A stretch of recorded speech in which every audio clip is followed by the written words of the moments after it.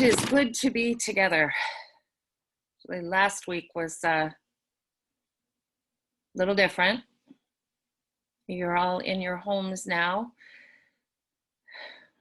and able to breathe mostly. The smoke is a little bit worse today than it was yesterday, but better than it was last week. So we enter this time of worship together. Let's take a moment to center ourselves. There has been so much going on. Pandemic and wildfire and evacuation. And then Ruth Bader Ginsburg died. So much. And this morning we are together. We are at worship. God is with us. We are community. So take a moment to take a deep breath.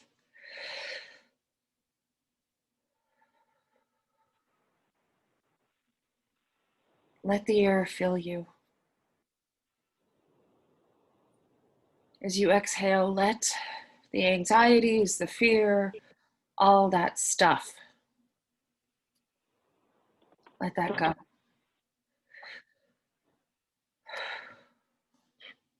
The Spirit is with us.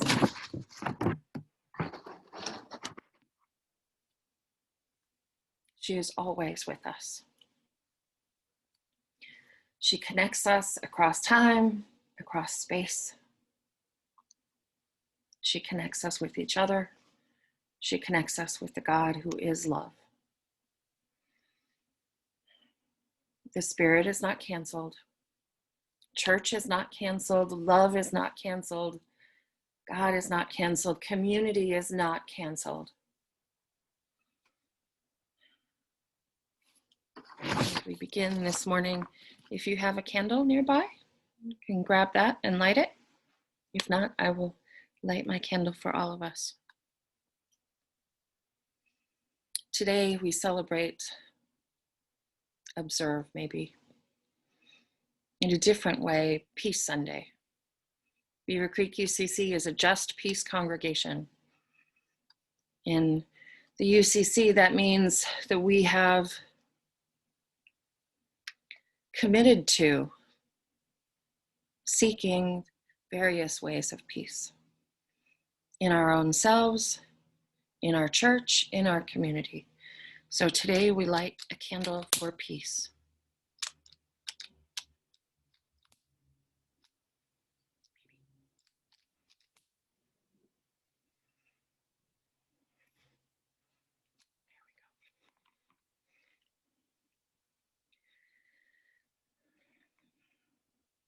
Feels a little different lighting candles now, but let this flame, this yearning for peace, alight it in all of our hearts, Holy God. Help us to seek peace, to create peace, to spread peace.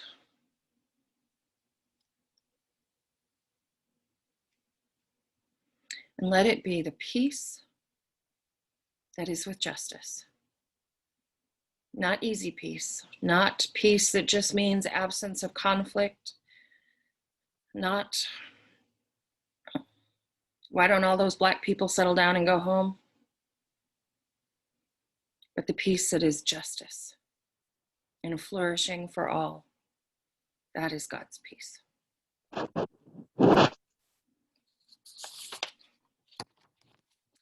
All right.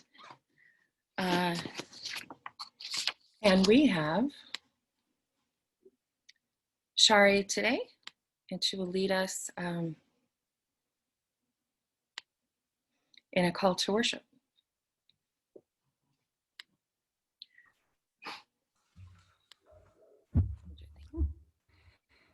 Here it is. Okay, we are I will read the not bold section, and then we can all read the bold section together.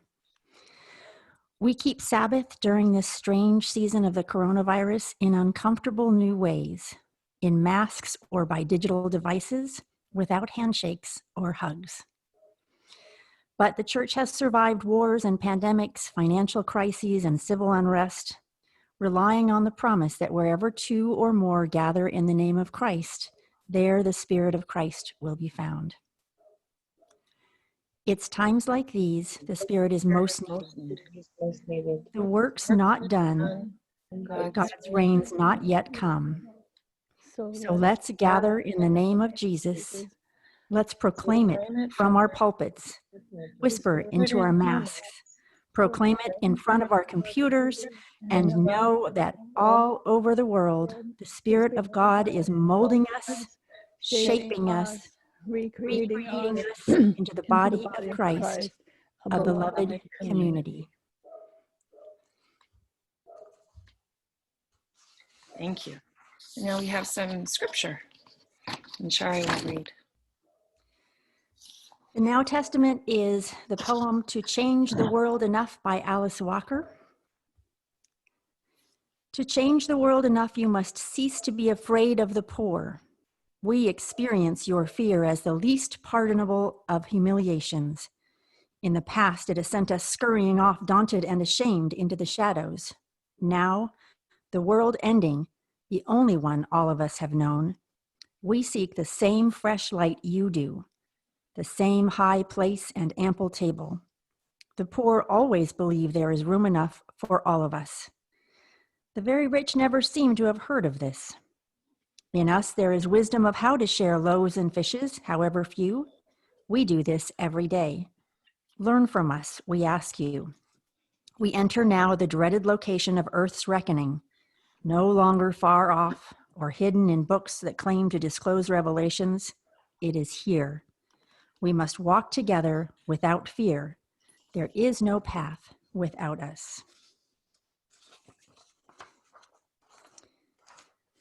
And the New Testament reading is from Matthew chapter 20, verses 1 through 16. And Jesus said, "For the kingdom of heaven is like a landowner who went out early in the morning to hire laborers for his vineyard.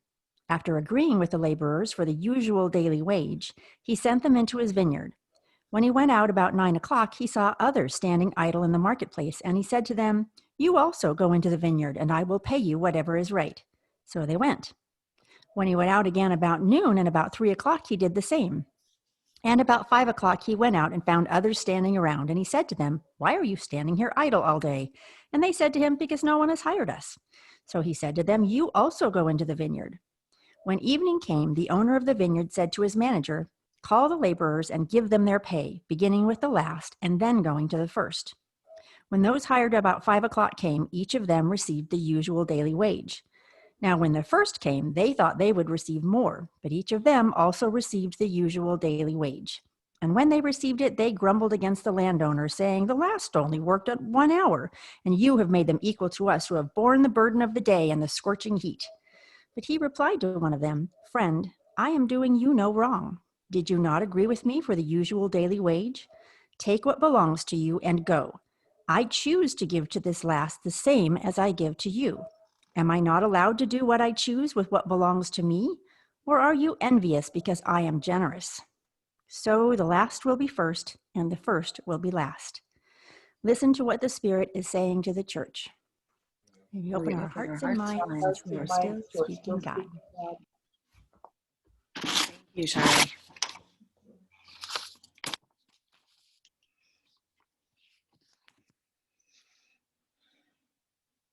Somehow, in our culture, we have cast justice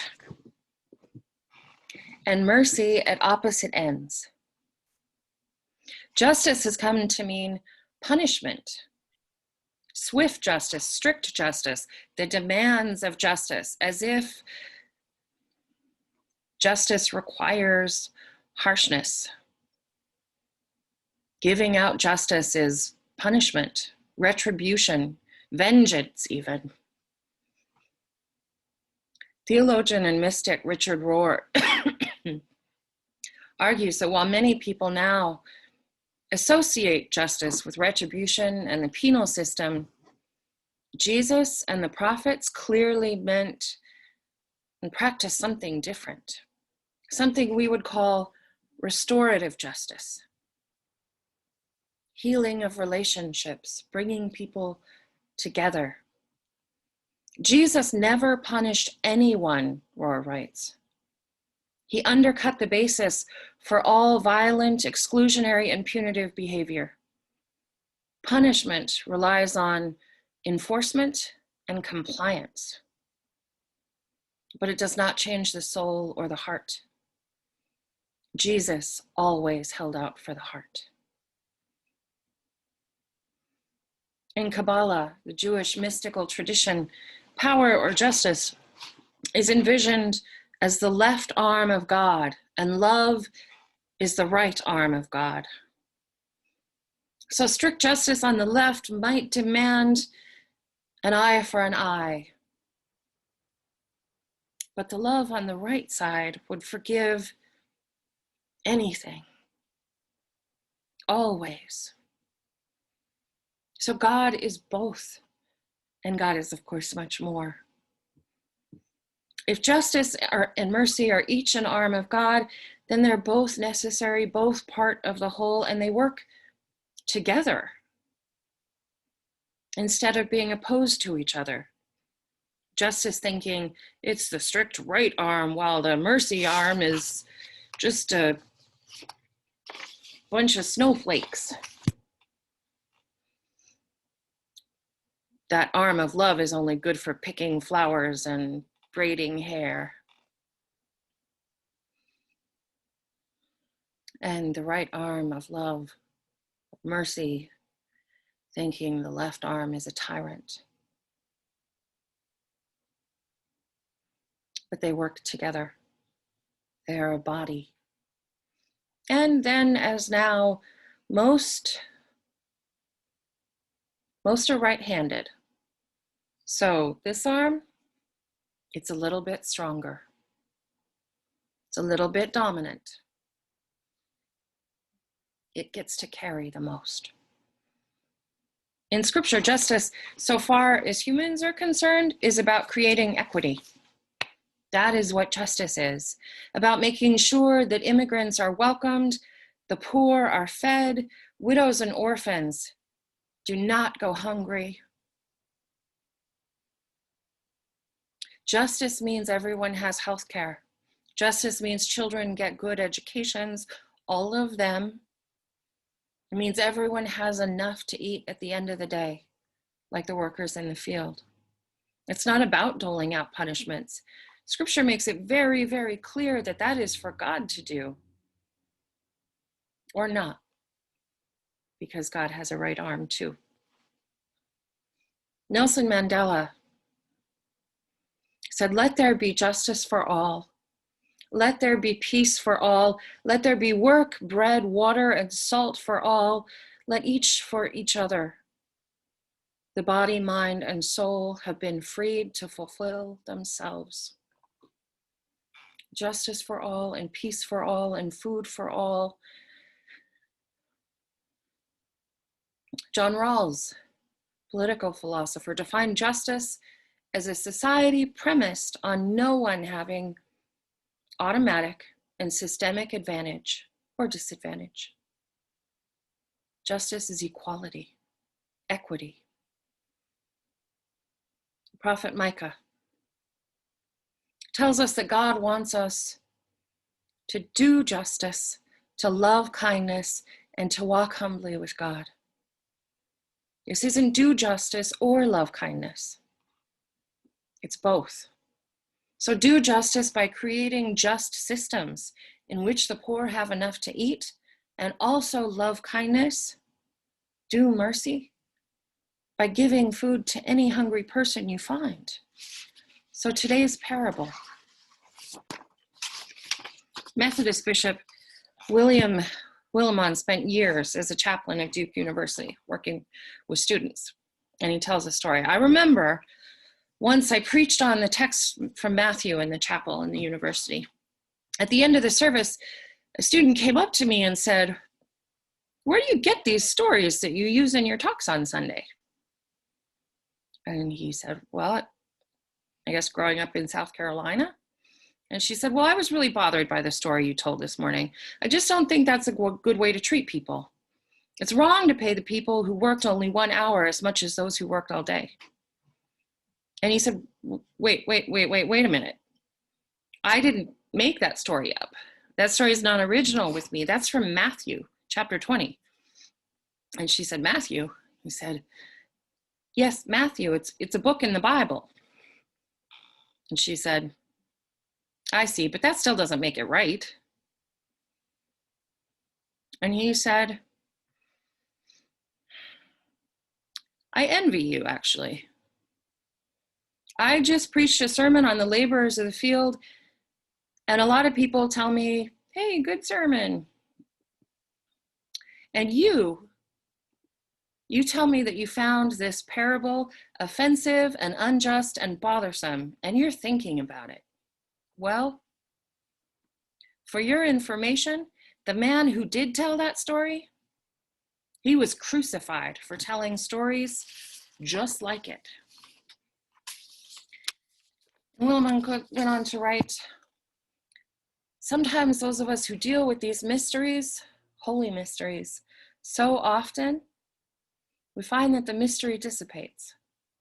We're no longer impressed by the oddness of God." He says, "It seems that built right into the heart of the gospel is this effusiveness, extravagance which can't be calculated and is kind of exasperating. We say we want to live in a world where if we do this, we will get that. But God created the world in such a way that there's room for God to be gracious, room for people who have nothing to be given everything." The parable is strange in a lot of ways. He was right that sometimes we don't hear anymore because we're familiar with the stories. Yeah, just Jesus. A landowner goes out to hire workers, and he offers them a denarius, a fair wage for the day. And then he keeps going out to hire more every few hours, 5 times during the day. Why? Did he need more for some reason? It didn't say. And he goes out to hire some almost at the end of the day. He says, "What are you still doing here?" "No one has hired us," they tell him, which might mean that they would not eat that night. Now, why wouldn't they be hired? We don't know. Maybe they weren't ideal candidates. Maybe they were elderly. Were they differently abled? Were they foreigners? Maybe they weren't literate. Maybe they had children or sick families. Maybe they didn't have the right green card. Maybe they suffered some sort of discrimination or prejudice. Then at the end of the day, everyone's worked, everyone's picked. He pays them in reverse order. Why? So that everyone could see? The ones hired first might have been thinking, well, he gave those guys a denarius for just an hour, so he must be giving us what, like 5 of them? A whole week's pay for just this one day? Awesome! And then when he got to the ones who had been hired early, he gave them a denarius. And the workers who worked all day grumbled. They complained. We worked we were in the heat. You made them equal to us. You made them equal to us. This is the thing that the landowner really did wrong. not underpaying the first set of workers, making them equal to us. We deserve it, they don't. In this, you get what you deserve world, mercy, looks a lot like injustice, like unfairness. And the vineyard owner responds, "Are you envious because I am generous?" Literally, from the Greek, it's, "Is your evil eye because I am good?" Maybe a meaningful translation, "You are offended because my generosity, my kindness exposes your poverty of spirit." Mary Gordon answers this question. She says, "I am envious because you are generous. I am envious because my work has not been rewarded. I am envious because someone has gotten away from with something, and envy has eaten out my heart." Like that girl at Duke University, the parable could offend us. Doesn't seem fair. But God isn't fair. Not according to our standards, our inherited beliefs, our cultural beliefs about fairness. God will not tell us that the best place is the front of the line. God isn't only interested in the strongest workers, the hardest workers, the best workers. The landowner in Jesus's parable doesn't judge the workers by their hours at all. The landowner knows. Maybe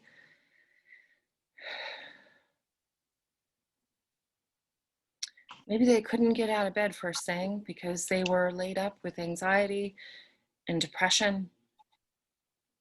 Maybe they were out of bed the first thing, but they had to care for children or elderly parents. Maybe they're gay or Black or transgender, disabled. Maybe they are women. And the landowner doesn't care. He hears that no one else would hire them, and he does. What he cares about is that everyone in the marketplace, everyone standing around waiting, hoping that someone will come and hire them and pay them enough to eat. The landowner cares that they all have something. So when the workday is over, what he is concerned about is not who deserves what and counting how many minutes. This landowner is not an accountant.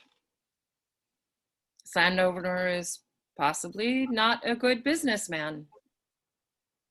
But that's not who God is.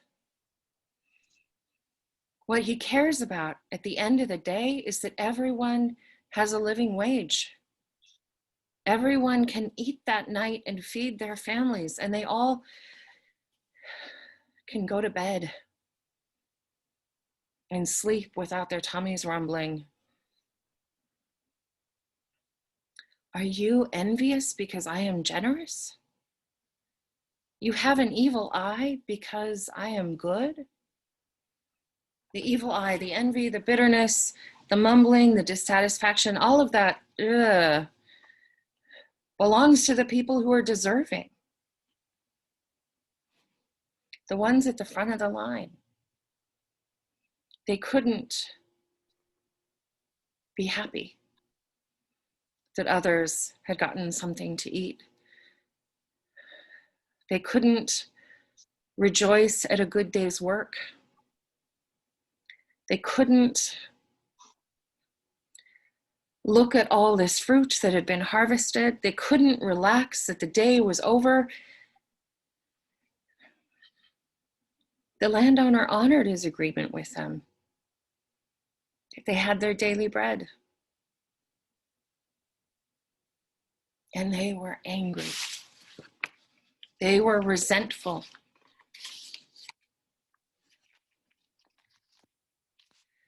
UCC pastor Tony Robbins wrote, when our only measure is fairness, when our preoccupation is just desserts, we lose touch with a sense of grace and graciousness. We forget about the people who love us more than we deserve, and the God who has extended generosity and forgiveness to us. Many have commented in recent years about the hard edge of anger building up in our society. Could it be that when life is reduced to you get what you deserve and economic values alone, hearts contract We be in bad shape if we got what we deserve. and kindness dries up? Perhaps knowing ourselves as receivers of astonishing mercy is what opens our hearts and our hands to others. The Bible does not hide its bias or God's bias. God's bias is for the poor, the outsiders, the oppressed, the outcasts, those who are seen as a burden. The poor, the widows, the orphans, the sick, the imprisoned. It is not that they are entitled to God's special care. They haven't earned it, and that's the point. They don't deserve it. And they are more in need of it. In the parable, Jesus tells us God reaches out and offers grace to them.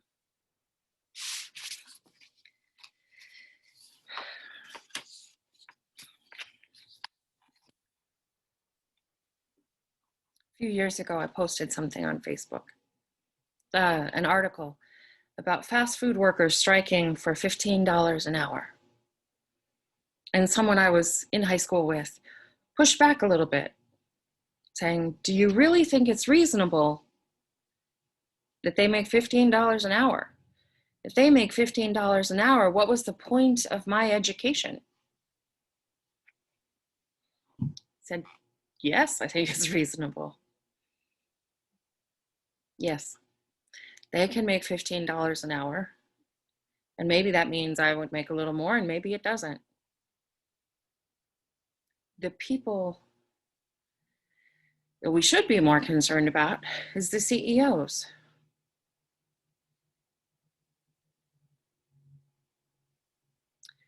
Notice that the landowner did not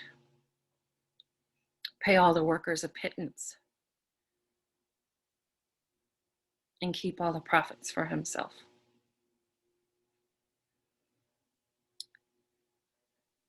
The Bible would tell us that is not good capitalism, because there was no capitalism in the Bible. That is greed. We shape so much of our identities and our sense of worth by comparing and contrasting ourselves with others.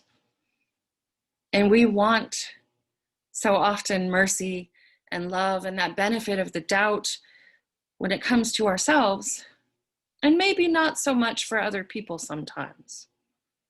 If we all get the same prize in the end, what's the good in that? Well, if the prize is God's love, God's mercy, God's care, then it's okay if we share it with billions of other people. The kingdom of God is like Jesus started out. It's not about fairness. The kingdom of God is about love, which is extravagant, not fair. Fairness isn't really a biblical idea. Have you ever been in love? I think we all have. Love isn't really about fairness. In fact, all sorts of articles on how to make your relationship work better say, do not Do not focus too much on fairness, on the quid pro quo and earning and giving points. Reciprocity, yes, but fairness and who deserves what and who put in more hours, those kill love.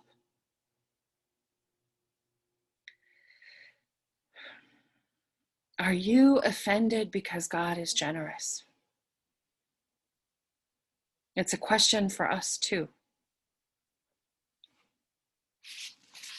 It's a question that resonates now. I don't think it was an accident that the landowner paid the workers in reverse order. You who came last, you come first and get your wages. He wanted the first workers to see. He wanted them to see radical generosity and kindness, and he wanted them to let go of their anger. Couldn't they have been happy for others? Those who stood around all day being afraid that they would have nothing to eat that night, that they would go home with nothing.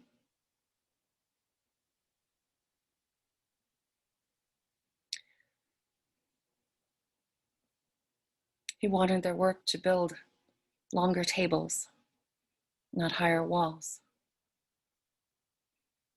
So it is a story for our time.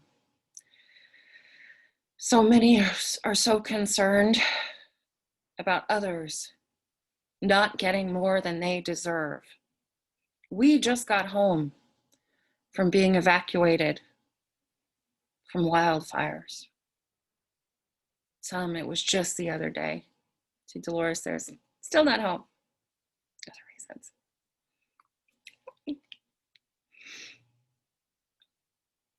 And as we returned home, we had to wear masks in our own houses to walk out to the car. We're all jury rigging air purifiers with furnace filters and box fans, trying not to breathe in the ashy particulates of beautiful Oregon forests and people's homes. The West is burning, and Oregon, these wildfires are a peek at the future. Climate change. Pandemic is killing people around the world, especially in this country, and it is partly because we don't want our taxes going toward other people's health care. Even if it wouldn't raise our taxes much, even if it would be good for the economy, even if it meant that no one would go bankrupt from medical debt. They didn't work as hard as I did, so they don't deserve it. We are all connected. 2020 has made that brutally clear, or it should have. Your access to healthcare affects me. Her ability to feed her family, even if she has to call in sick for a day or a few days, affects us. My desire to have more stuff and eat meat twice a day, I don't do that. That affects you. Even more, it affects our kids. It affects our grandchildren. The future of creation and all humanity depends on recognizing that interconnectedness, rather than looking around to see what others have and how it compares to what we have and whether we think it's fair or if they have too much and maybe they took some of it from me and they shouldn't have it because they didn't work as hard.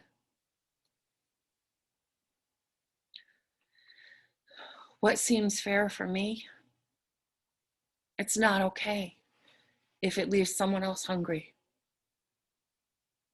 Our sense of justice, so often focused on punishment, isn't enough, if it's about punishing the person who didn't get an education or who doesn't have bootstraps, or the one who came late or worked a shorter day.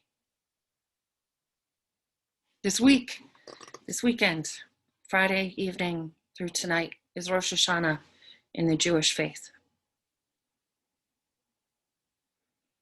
It's the new year. I think we're all a little envious because we'd like to be done with this year. The rest of us have a little ways to go. There's a Jewish idea, tikkun olam, an idea that goes back almost to the time of Jesus, the first century after. And it refers to repairing the world. Repairing the world. This means that the world is this beautiful, broken place, full of love and goodness, and also cracks. And it means that we all have responsibility to repair it, to work with God, to be co-creators, to heal. We've seen the meme. Just because you can't do everything, because you can't heal the world on your own, doesn't mean that you are free from the obligation to do your part, to try. And if we all do our parts, maybe healing the world is possible. So if others eat or not at the end of the day, that is our responsibility. That's not on them, and they should have gotten up earlier and been out working as hard as we were. That is our responsibility because they are our siblings. Way back in the Bible, early on, one of the first questions, am I my brother's keeper? Yes. Yes, we are. We are the keeper of our family. The environment is our responsibility. The welfare of others is our responsibility, including our planet and other creatures. Policies, laws that ensure justice, not the justice that means punishment or retribution, or nobody gets more than they deserve, unless, they're billionaires.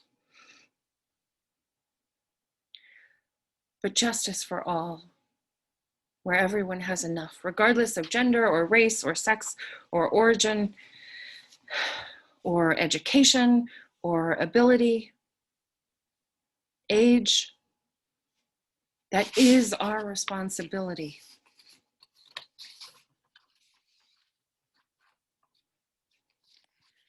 This idea of healing the world, making it better. Ruth Bader Ginsburg embodied that.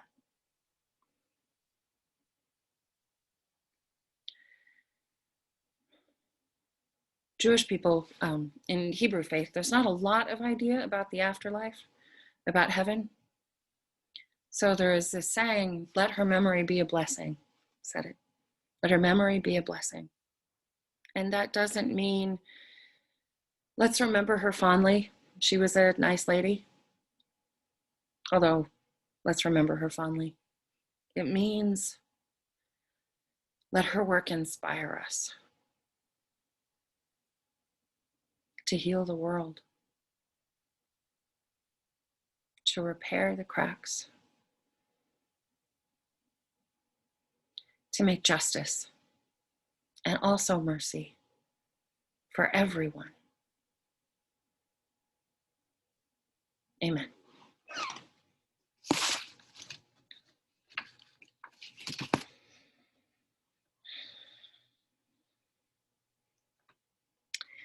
We were in our very cute little church, which, hallelujah, is still there. It smells a little smoky. That will clean out. We would take an offering. Several of our ushers who always jump up to help. would pass the collection baskets. And then we would sing.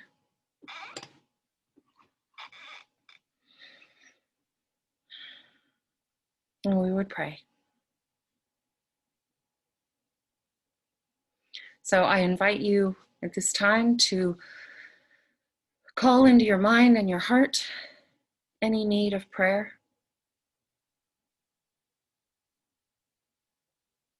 We pray today for those who continue to fight the fires. We pray for those who have lost homes and families.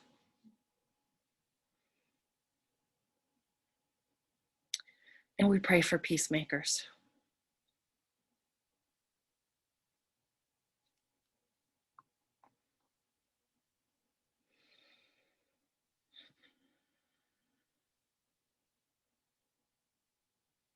Let us pray as Jesus taught us. And you can unmute yourselves or not, whichever you prefer.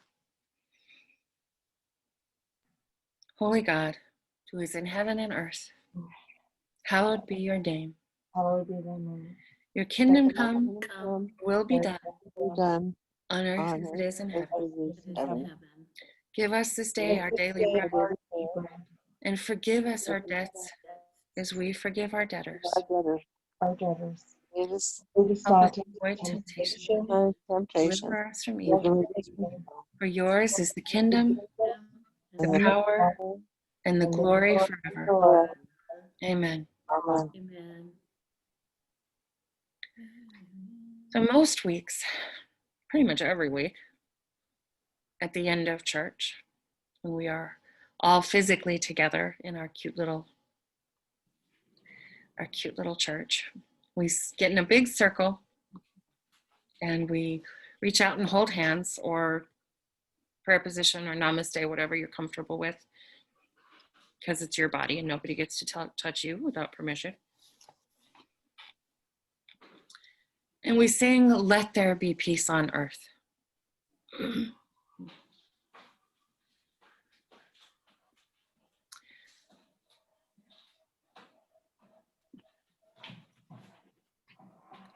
So today I invite you to continue in that tradition. Let there be peace on earth. And reaching out to someone. Do something this day and tomorrow and maybe the next day, one day at a time, to make peace. Maybe that's reaching out to someone in need. Maybe it's sending a donation to the church or to a group that works for relief for those affected by fire, those that works with immigrants, group that helps to heal our planet.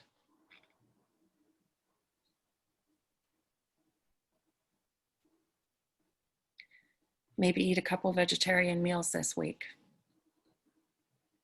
That's a thing that makes a tremendous difference in our environment.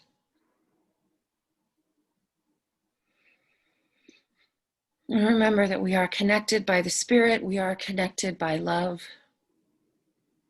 even when we are not physically together.